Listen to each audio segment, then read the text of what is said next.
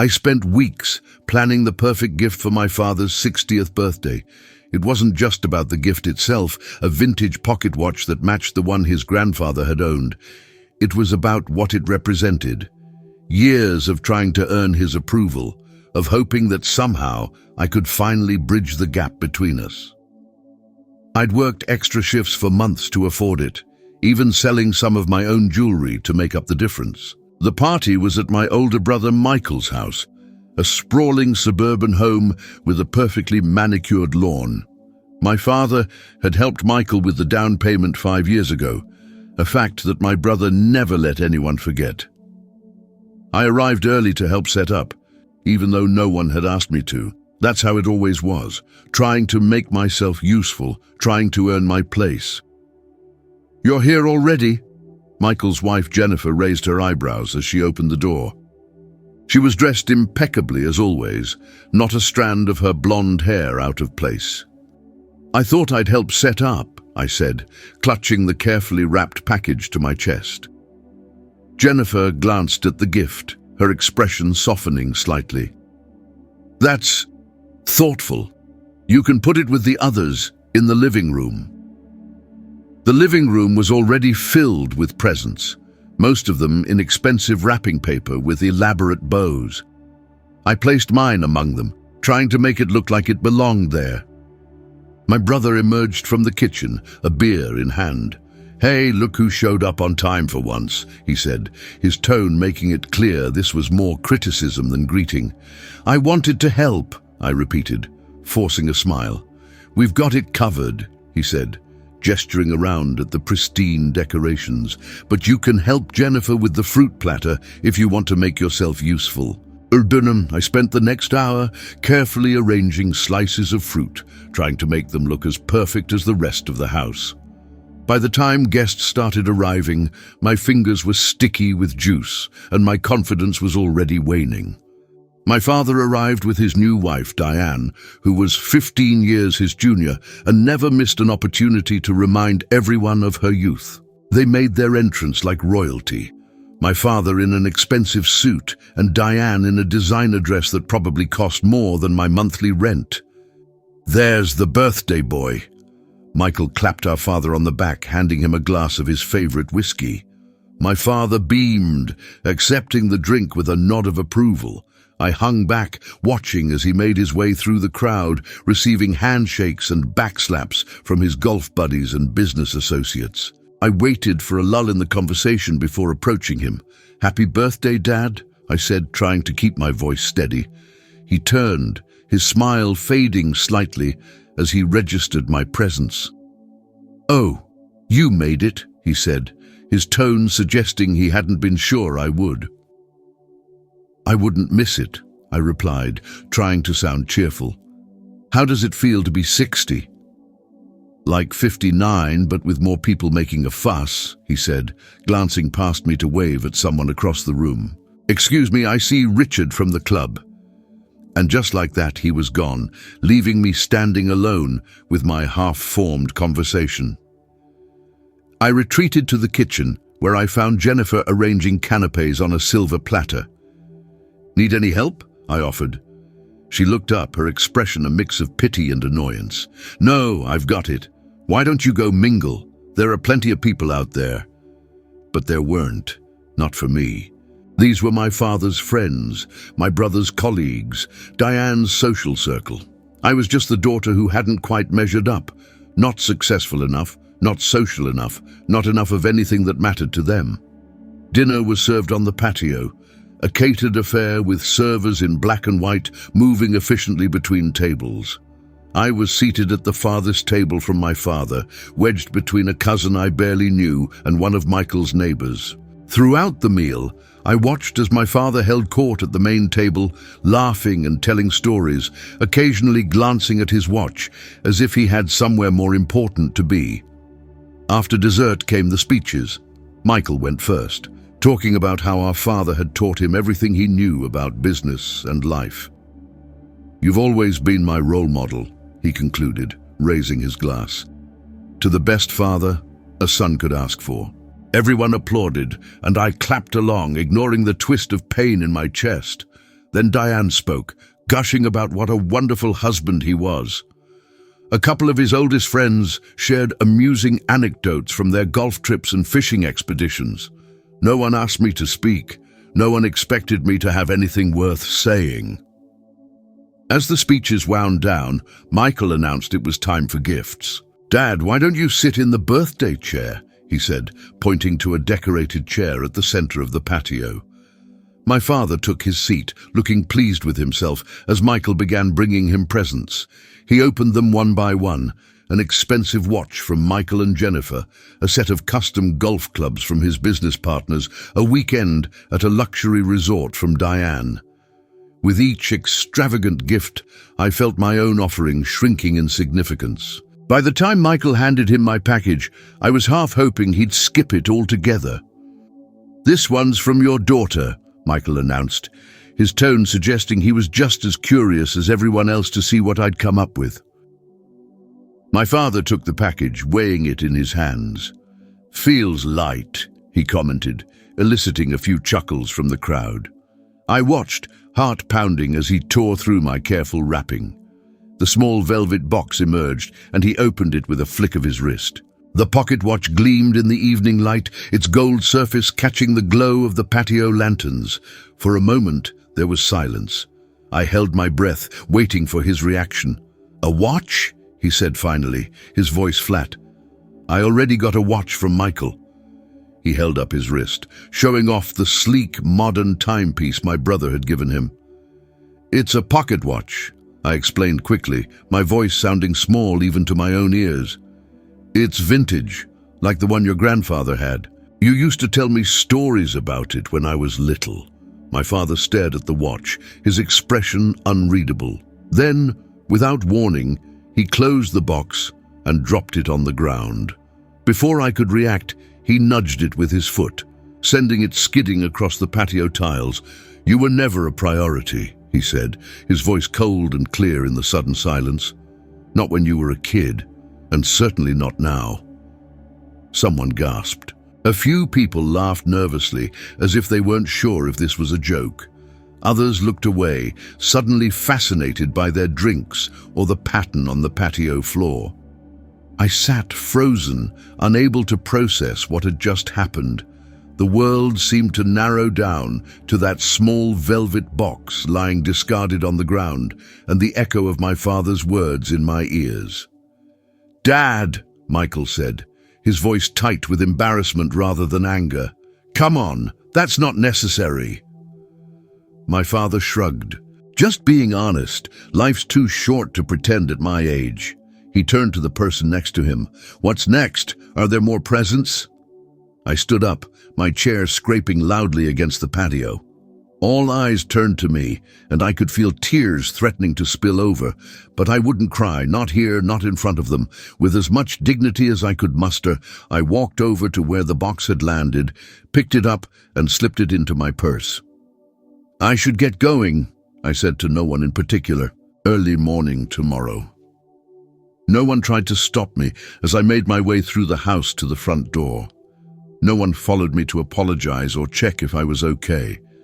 I made it to my car before the tears finally came, hot and bitter down my cheeks.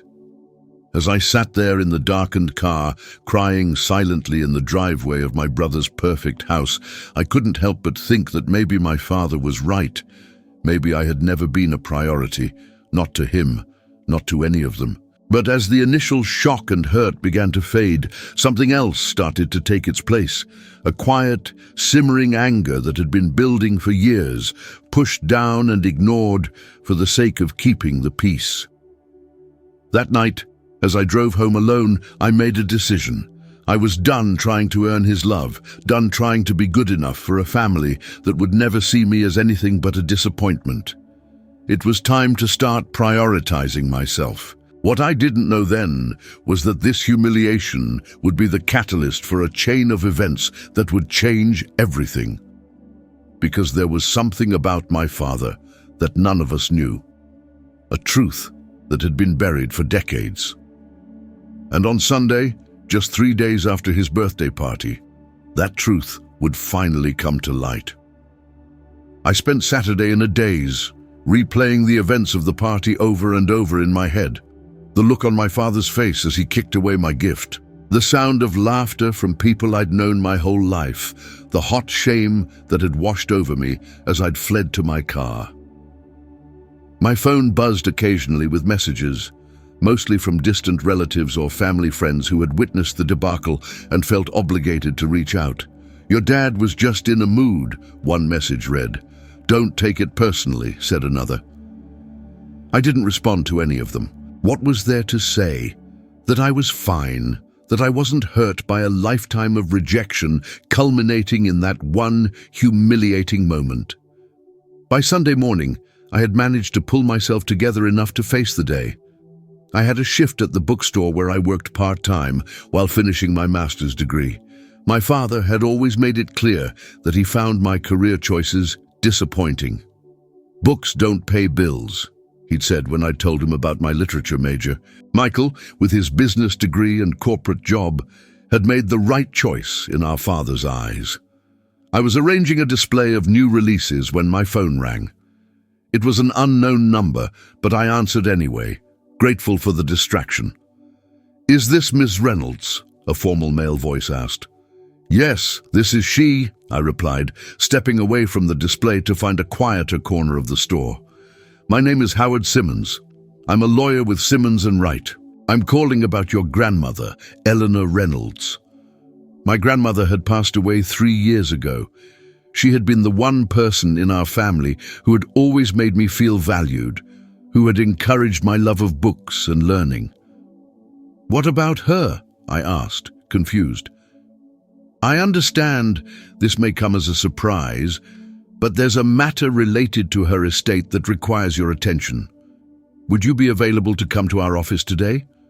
"Today?" I glanced at my watch. "I'm working until 4. We could meet at 5, he suggested. "It's rather urgent, and Sunday is not our usual business day, but this is a special circumstance." Curiosity got the better of me. "All right, I can be there at 5. He gave me the address, a downtown office in one of the older, more prestigious buildings in the city. As I hung up, I wondered what could possibly be urgent about my grandmother's estate 3 years after her death. The rest of my shift crawled by. I found myself checking the clock every few minutes, my mind spinning with possibilities. Had they found some lost heirloom, a forgotten account?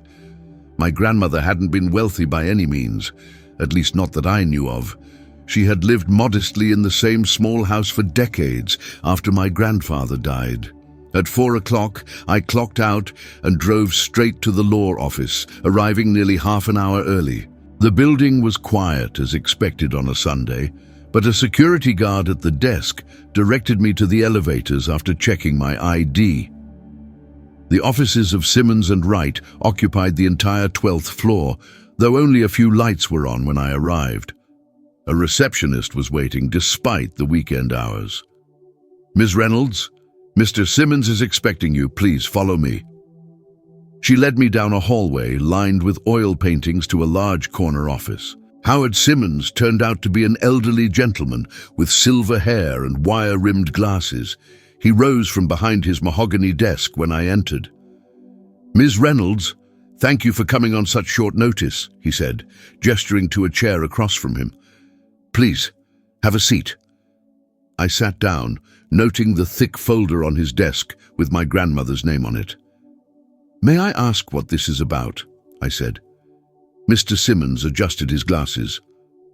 "I was your grandmother's lawyer for over 40 years, he began. "She trusted me with certain sensitive matters." "Sensitive matters?" I repeated. "Yes." He opened the folder and pulled out a sealed envelope. "Your grandmother left specific instructions that this was to be delivered to you 3 years after her death. Not before and not after. Today marks exactly 3 years since her passing." He handed me the envelope. My name was written on it, in my grandmother's elegant handwriting. "What is it?" I asked, turning the envelope over in my hands. "I don't know the contents," Mr. Simmons admitted. Your grandmother sealed it in my presence and gave me strict instructions. However, she did tell me that it contained information that might be difficult to process. She wanted you to be old enough and established enough in your own life before receiving it. My hands trembled slightly as I broke the seal and pulled out several sheets of paper, yellowed with age. The first was a letter dated just a month before my grandmother died. "My dearest granddaughter," it began, "if you are reading this, then 3 years have passed since I left this world, and it's finally time for you to know the truth." I read the letter once, then twice, my heart pounding harder with each paragraph. When I finished, I looked up at Mr. Simmons, who was watching me with a sympathetic expression. "Did you know?" I whispered. "Not the specifics," he said gently, "but I knew it was something significant. Your grandmother was a remarkable woman who carried many burdens in silence." I looked down at the other documents that had been enclosed with the letter: birth certificates, legal papers, old photographs, evidence of a truth that had been hidden from me my entire life. "There's more," Mr. Simmons said, pulling another document from the folder. "This is the real reason I asked you to come today. Your grandmother established a trust in your name, with a condition that it would only be revealed to you along with the letter." He slid the document across the desk. I stared at the figure on the bottom line, unable to comprehend the number of zeros. "This can't be right," I said. "It is," he assured me. "Your grandmother was far wealthier than anyone knew. She came from money and invested wisely throughout her life. She left the majority of her estate to you, to be disclosed only after you received her letter. But why the secrecy? Why wait 3 years?" Mr. Simmons leaned forward. "I believe she wanted to protect you. From the truth, yes, but also from those who might have treated you differently if they'd known about the inheritance. She wanted you to establish your own identity, free from both the burden of knowledge and the complications of sudden wealth." I sat back in my chair trying to process everything: the letter, the trust, the lies that had shaped my entire life. "What do I do now?" I asked. "That's entirely up to you," Mr. Simmons said. "The trust is yours to manage as you see fit. As for the information in the letter, that's a more personal decision." I folded the letter carefully and put it back in the envelope along with the other documents. "I need time to think." "Of course," he nodded. "Take all the time you need. But there is one more thing." He hesitated. "Your grandmother requested that once you received these documents, I should contact your father and brother as well. They're scheduled to come to my office later today." My heart skipped a beat. "They're coming here? Today?" "At 7 o'clock, he confirmed. "Your grandmother left them a separate letter, though I suspect it contains some of the same information. She was very specific about the sequence of events. You were to be informed first and given time to decide whether you wanted to be present when they received their letter." I glanced at my watch. It was just past 5:30, less than 2 hours to decide whether I wanted to face my father and brother as they learned whatever truth my grandmother had kept hidden all these years. "I'll be here," I said, surprising myself with the firmness in my voice. "I want to see their faces when they read it." Mr. Simmons nodded, a glint of something like approval in his eyes. "Very well. Perhaps you'd like to take some time to gather your thoughts? There's a small conference room down the hall where you can have privacy. I'll send someone to fetch you when they arrive." I thanked him and followed his assistant to the conference room. Once alone, I spread the documents on the table and read through everything again, more carefully this time. The truth was there in black and white, undeniable and life-changing. According to my grandmother's letter, my mother, the woman I had always believed was my mother, wasn't my biological parent. My real mother was a young woman named Eleanor, who had worked briefly as a housekeeper for my grandparents during college breaks. She and my father had a brief affair when he was home from business school, and when she discovered she was pregnant, my grandmother had arranged everything. Elena had been paid a substantial sum to disappear and give up all rights to me. My father had married another woman shortly after, the woman I had grown up calling Mother, and I had been presented to the world as their child, born just 7 months after their wedding. My supposed mother had known the truth, but had agreed to the deception, partly out of love for my father, and partly because she had been unable to have children of her own. She had died when I was 8, taking her part in the secret to her grave. What shocked me most was not the revelation itself. Such arrangements were not uncommon in wealthy families concerned with appearances, but the casual cruelty with which my grandmother described my father's attitude toward me. From the beginning, your father saw you as a problem to be managed rather than a daughter to be loved, she had written. I watched with growing dismay as he distanced himself from you, as he favored your brother, who was fully his wife's child, conceived after they had been married several years. I tried to compensate by showing you extra love and attention, but I know it wasn't enough to fill the void his rejection created. There was more. Details about Elena, about the financial arrangements, about my grandmother's own regrets for her part in the deception. But the most stunning revelation came near the end of the letter. Elena's mother was of Italian descent, but her father was from Ghana. Your father and his circle would have considered such a relationship inappropriate, a fact I am deeply ashamed to admit influenced our handling of the situation. I believe this is part of the reason your father has kept you at such a distance, not merely that you were born outside his marriage, but that you represented a connection he wished to deny. But this explains so much. The occasional comments about my exotic features, my slightly darker complexion than the rest of the family, the way distant relatives would sometimes study my face with puzzled expressions. It explained my father's constant disappointment, his emotional distance, his inability to see me as fully his. By the time a soft knock came at the door, I had processed enough to feel a strange calm. The assistant's voice was gentle when she spoke. They've arrived. Mr. Simmons asks if you're ready. I gathered the documents, tucking them securely into my purse. I'm ready.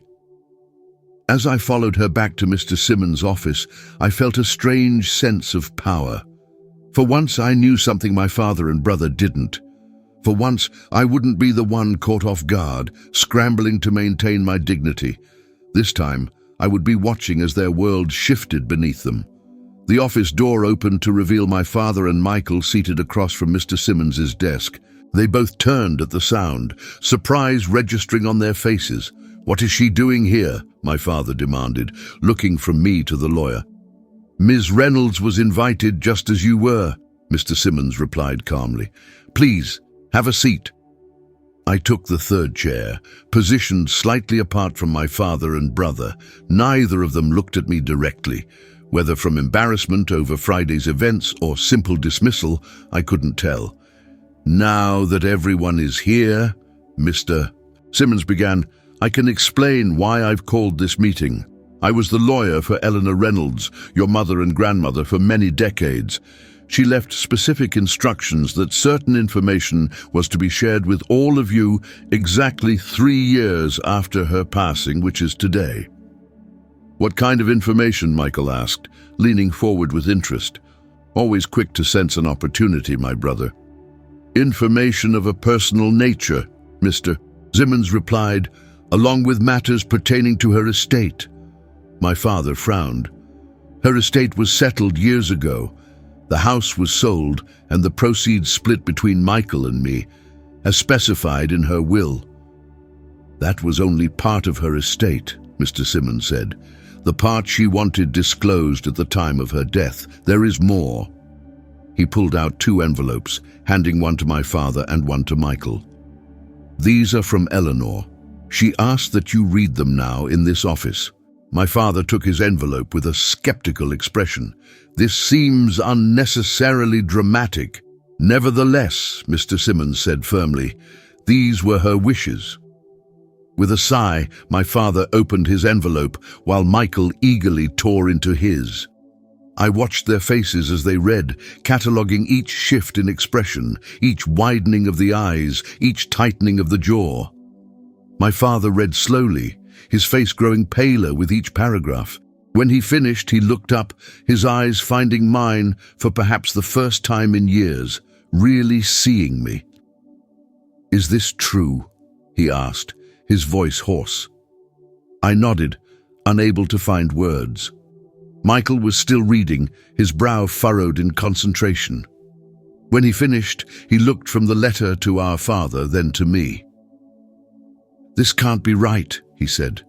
"There must be some mistake." "There's no mistake," Mr. Simmons said, opening another folder.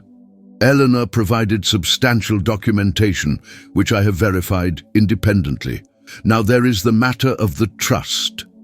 "Trust?" My father's voice was sharp. "What trust?" "The main portion of Eleanor's estate was placed in a trust with specific distribution instructions." Mr. Simmons slid documents across the desk to my father and brother. "As you can see, the majority of the estate is designated for your daughter. The remainder is to be divided equally between you and your son." Michael scanned the document, his eyes widening. "This is substantial." "It's outrageous," my father said, his shock giving way to anger. "Why would she leave everything to me?" I finished for him.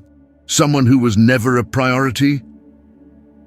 The words hung in the air between us, Friday night's humiliation still fresh and raw. My father's mouth opened and closed, but for once he seemed at a loss for words. "There must be a way to contest this," Michael said, looking to Mr. Simmons. "The trust is legally binding and contains a no-contest clause," the lawyer replied calmly. "Any attempt to challenge its terms would result in the forfeiture of your share." My father stared at me, something like fear in his eyes. "You knew about this? All this time?" "No," I said honestly. "I found out today, just like you. Grandmother didn't tell me anything." "Then why are you here before us?" Michael demanded. "Why were you told first?" "Because that's what she wanted," Mr. Simmons interjected.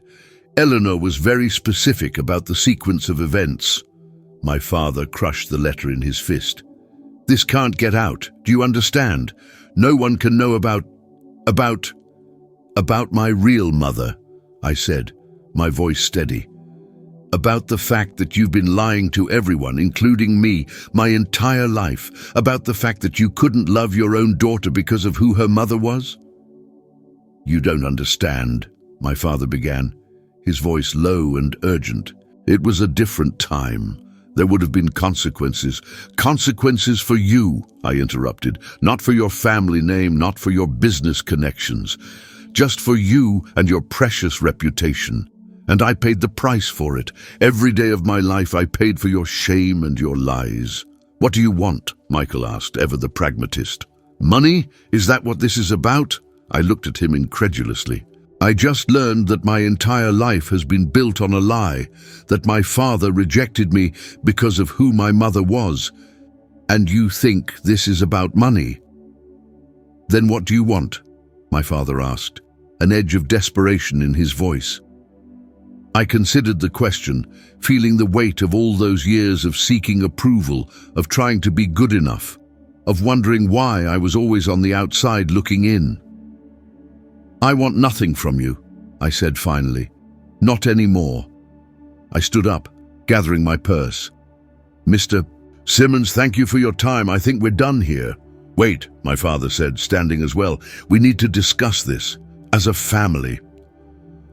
I paused at the door and looked back at him, seeing him clearly for the first time, not as the powerful, intimidating figure of my childhood, but as a small man, diminished by his own prejudices and fears.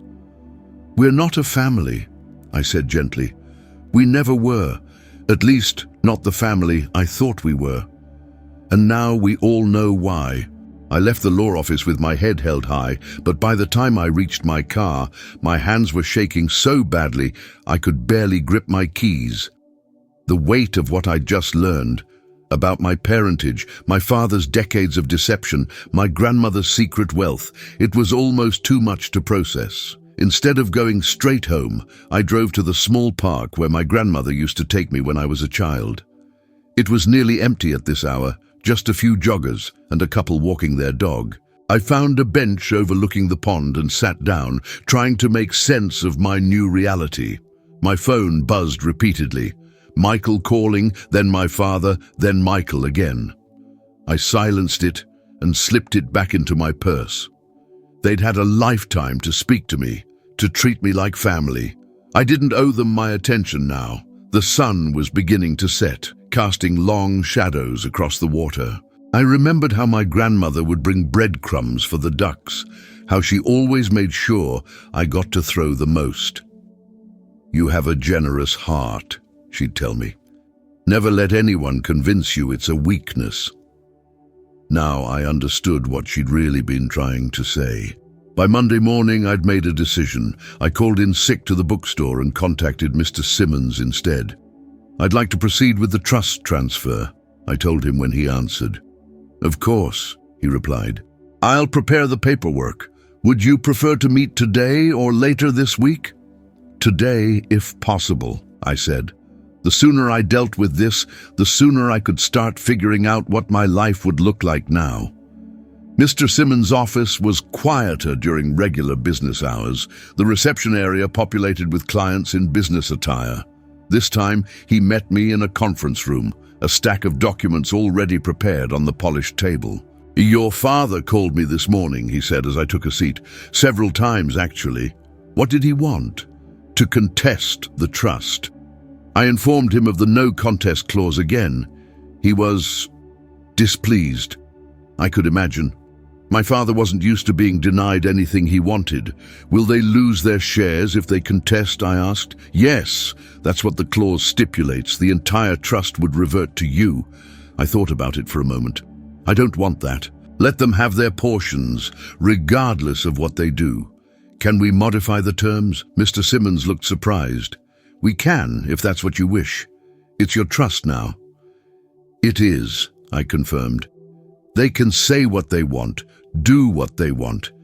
It won't change my decision to cut them out of my life, but I don't need their money."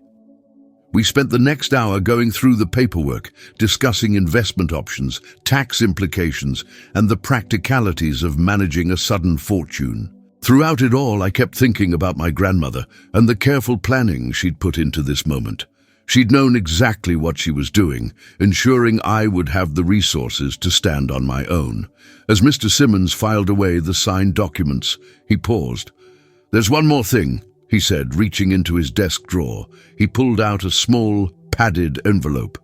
"Your grandmother left this with specific instructions that it should be given to you after the trust was signed." I opened it carefully. Inside was a delicate gold locket on a thin chain. When I pressed the clasp, it opened to reveal two tiny photographs, one of my grandmother as a young woman and one of another young woman who looked startlingly like me. "Is this Elena?" Mr. Simmons confirmed. "Your birth mother." Eleanor kept track of her over the years, though they never communicated directly. "She thought you might want to know." "Is she alive?" I asked, my voice barely a whisper. "She is. She lives in Boston now. She's a professor of literature at the university there. Literature, just like me. The coincidence made my heart ache with possibilities. Eleanor didn't think it was her place to facilitate a reunion, but she wanted you to have the option, if you wished," Mr. Simmons continued. "There's contact information in the envelope." I closed my hand around the locket, feeling its weight, not just the physical weight of the gold, but the emotional weight of what it represented. Another piece of my identity, another truth that had been kept from me. "Thank you," I said, tucking it into my purse. "For everything." Over the next few days, I moved through my life in a daze, going through the motions at work while making plans for my future. I gave notice at the bookstore, explaining that I needed to focus on finishing my master's thesis. It wasn't a lie exactly. I did want to finish my degree, but it wasn't the whole truth either. The calls from my father and Michael continued, growing increasingly desperate. I blocked their numbers after the third day, unwilling to be drawn back into their drama, but I couldn't block the rest of the world so easily. On Thursday evening, as I was leaving campus after a meeting with my thesis advisor, I found Jennifer waiting by my car. "We need to talk," she said, her perfect blonde hair whipping in the wind. She looked different somehow, less polished, more human. "I don't think we do," I replied, unlocking my car door. "Please," she said, and something in her voice made me pause. 5 minutes. That's all I'm asking. I sighed. Fine, 5 minutes. We walked to a nearby coffee shop, ordering drinks we both knew were just props for this conversation. Once we were seated in a corner table, Jennifer took a deep breath. "Your father is threatening to disown Michael if he doesn't convince you to keep the secret," she said without preamble. "He's in a complete tailspin." "And that concerns me how?" I asked. Jennifer looked down at her untouched latte. "It doesn't, not really. I just thought you should know what's happening. Michael is caught in the middle, and it's not pretty." "Michael has always been in the middle," I pointed out. "The favored child, the one who could do no wrong. Excuse me if I don't shed tears for his predicament now." "I get it," Jennifer said, surprising me. "I do. The way they've treated you, it's been awful. I should have said something sooner, done something. I just didn't want to rock the boat." I studied her face, trying to gauge her sincerity. "Why are you really here, Jennifer? What do you want from me?" She hesitated. "Honestly, I don't know. Maybe just to see you, to make sure you're okay. Everything's falling apart at home, and I kept thinking about how you must be feeling, learning all this after what happened at the party." "I'm fine," I said automatically, the response I'd given to concerned questions my entire life. "No, you're not," Jennifer said gently. "How could you be? But you will be. You're stronger than all of us put together, you know that? You always have been." The unexpected kindness almost undid me. I blinked back sudden tears, refusing to break down in a coffee shop with my sister-in-law. "I should go," I said, standing up. "Your 5 minutes are up." Jennifer nodded, not trying to stop me. "Just one more thing," she said as I turned to leave. "Michael doesn't know I'm here, and I think you should call Elena. If I found out my birth mother was out there somewhere, I'd want to know her." I left without responding, but her words stayed with me as I drove home. The locket seemed to burn a hole in my purse, the contact information for Elena still unopened. That night, I sat at my small kitchen table staring at the envelope. Did I want to know the woman who had given birth to me, then given me up? Would she want to know me? What if she had a whole other family now, children she had chosen to keep, to love openly? But what if she didn't?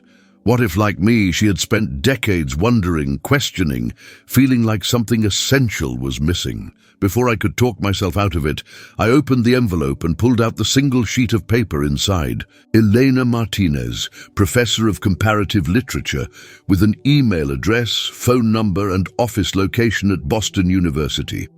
I drafted and deleted a dozen emails before settling on something simple. "My name is Laura Reynolds. I recently learned that you are my birth mother. If you're open to it, I would like to meet you. If not, I understand, and I won't contact you again." I added my phone number, took a deep breath, and pressed send before I could change my mind. For 2 days, I jumped every time my phone buzzed, but there was no response from Elena. I tried not to be disappointed.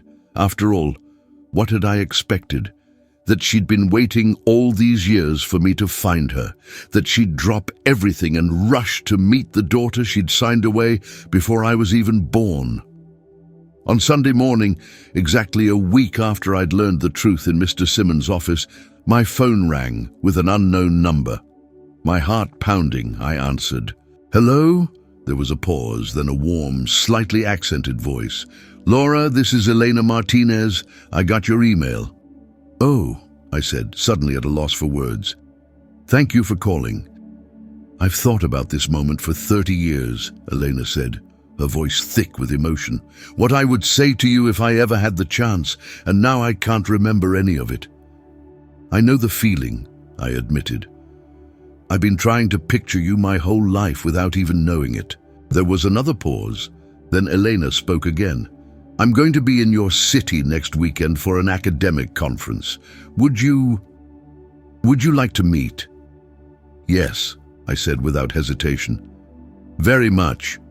We made arrangements to meet at a restaurant near the conference hotel, exchanged a few more awkward but heartfelt words, and hung up. I sat on my couch afterward, feeling like the world had shifted on its axis once again. I was still sitting there when my doorbell rang. Assuming it was a package delivery, I opened the door without checking first, a mistake I regretted immediately when I found my father standing in the hallway. We need to talk, he said, using the same authoritative tone he'd used my entire life when he wanted to end an argument. No, we don't, I replied. Starting to close the door, he put his hand out to stop it. 5 minutes. That's all I'm asking. The same words Jennifer had used. Had they coordinated their approaches? I almost smiled at the thought. Fine, I said, stepping back to let him in. 5 minutes. My father entered cautiously, as if stepping into foreign territory. In a way, I supposed he was. He'd never visited my apartment before, always making excuses when I invited him to see the place I'd decorated with such care on my limited budget. He stood awkwardly in the middle of my small living room, taking in the bookshelves, the framed prints, the comfortable but worn furniture. For once, he didn't comment on any of it. Michael says you're not answering his calls, he began. I'm not answering yours either, I pointed out. I blocked both your numbers. He winced. I see. I suppose I deserve that after everything. I crossed my arms, waiting. My father was not a man who apologized easily, if at all. What your grandmother did, he continued, giving you all that money. It wasn't right. She was trying to punish me through you.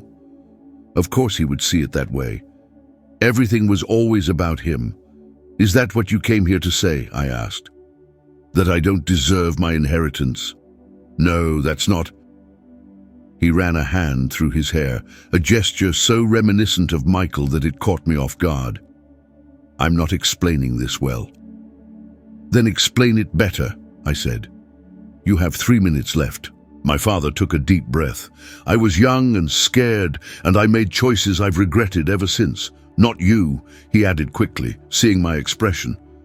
Never you, but the way I handled everything, the lies I told, the distance I kept. Because you were ashamed of me, I said flatly. Because my mother was the help, and worse, she wasn't white. He flinched at my bluntness. It was a different time. That excuse is getting old. You're right, he admitted, surprising me. It is. And it wasn't just the times. It was me, my weakness, my cowardice. I was so concerned with appearances, with what people would think, that I couldn't see what was right in front of me. Which was what? A daughter, he said simply. My daughter. The most determined, intelligent, compassionate person I've ever known, and I wasted 30 years trying to keep you at arm's length, as if that would somehow protect me from my own mistakes. I hadn't expected this. Anger, certainly. Demands, probably. But not this quiet acknowledgement of failure. Why are you telling me this now? I asked. Because grandmother left me money? Because you're afraid I'll tell everyone your precious secret? Because I saw your face when you picked up that watch from the ground, he said, his voice breaking slightly. I saw what I'd done to you, what I'd been doing your whole life, and for the first time, I couldn't hide from it anymore. My throat tightened. It's too late, I managed to say. You can't just decide to be my father now, after 30 years of making me feel like I wasn't enough. I know, he said quietly. I don't expect you to forgive me. I don't deserve forgiveness. But I wanted you to know that I see you now, and I'm sorry. More sorry than I can ever express.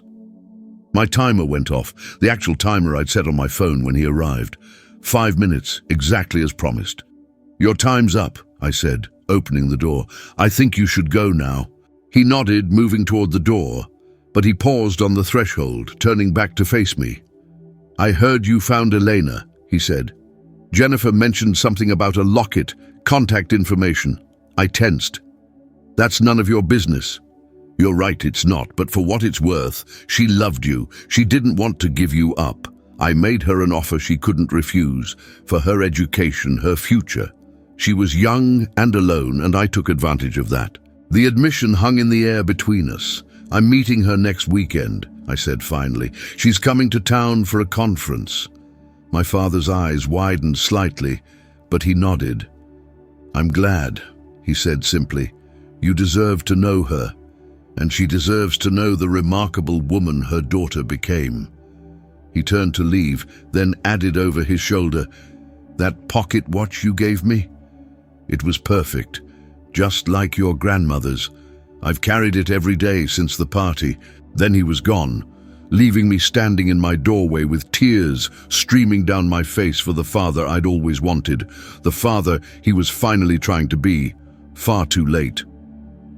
The week before meeting Elena passed in a blur.